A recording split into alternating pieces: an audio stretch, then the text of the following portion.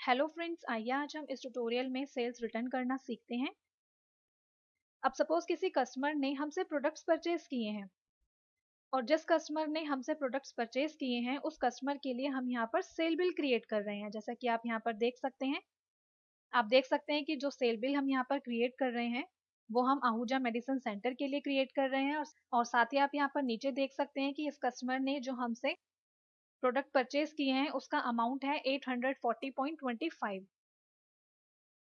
अब suppose cell bill create करते time ये कस्टमर आपके पास आता है और ये कहता है कि जो प्रोडक्ट इसने आपसे परचेज किए हैं ये किसी रीजन की वजह से उन प्रोडक्ट्स को रिटर्न कर रहा है।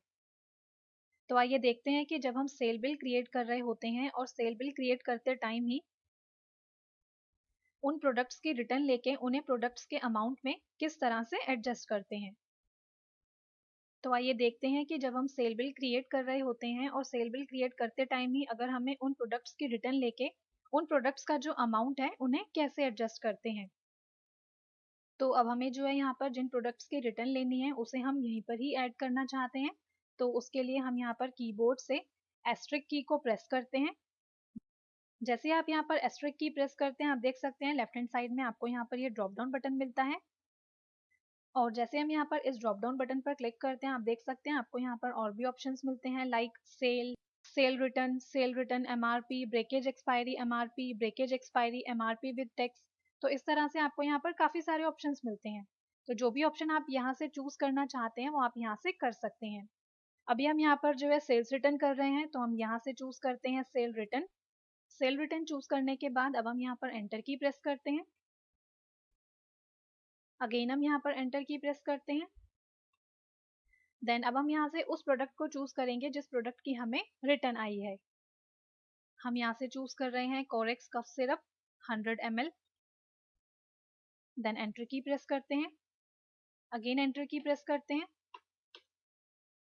जैसे हम यहाँ पर एंटर की प्रेस करते हैं आप देख सकते हैं यहाँ पर ये हमें रिटर्न मोड में लेकर आता है। तो अब हम यहाँ पर एंटर की प्रेस करते हैं। देन अब हम यहाँ से उस आइटम को चूज करते हैं जिस आइटम की हम रिटर्न ले रहे हैं। सपोज हम यहाँ से चूज करते हैं Corex cough syrup 100 ml। Then again enter key press करते हैं और अब आप यहाँ पर उतनी क्वांटिटी एंटर करेंगे जितनी क्वांटिटी की आप रिटर्न ले रहे हैं। सपोज हम यहाँ पर एंटर करते हैं 4। तो अब आप यहाँ पर नीचे देखेंगे तो आप देखेंगे कि अब यहाँ पर जो बिल का अमाउंट हो गया है वो है 716.17। मीन्स कि पहले जो हमारा टोटल बिल बन रहा था इसने जो है उस अमाउंट में से यहाँ पर माइनस कर दिया है 123 को। जितने की रिटर्न आई है इसने जो है टोटल अमाउंट में से उतने अमाउंट को डिडक्ट कर दिया है। और सेल रिटर्न करने के बाद अगर अब आप यहाँ पर इसे सेव करना चाहते हैं तो जस्ट आप कीबोर्ड से एंड की प्रेस करेंगे और यहाँ से करेंगे सेव चेंजेस यस। जैसे हम सेव चेंजेस यस करते हैं आप देख सकते हैं एडजस्टमेंट की विंडो आपके सामने अपीयर होती है जहाँ पर ये आपसे पूछ रहा है कि इतने अमाउंट का क्रेडिट नोट जो है वो पेंडिंग है। आप जो है इसे यहाँ पर एडजस्ट करना चाहते हैं या नहीं। अगर करना चाहते हैं तो आप यहाँ पर यस कर देंगे, अदरवाइज आप इसे नो कर देंगे। इसके बाद अब आप यहाँ पर देख सकते हैं आपके सामने विंडो अपीयर होती है प्रिंट कॉपीज।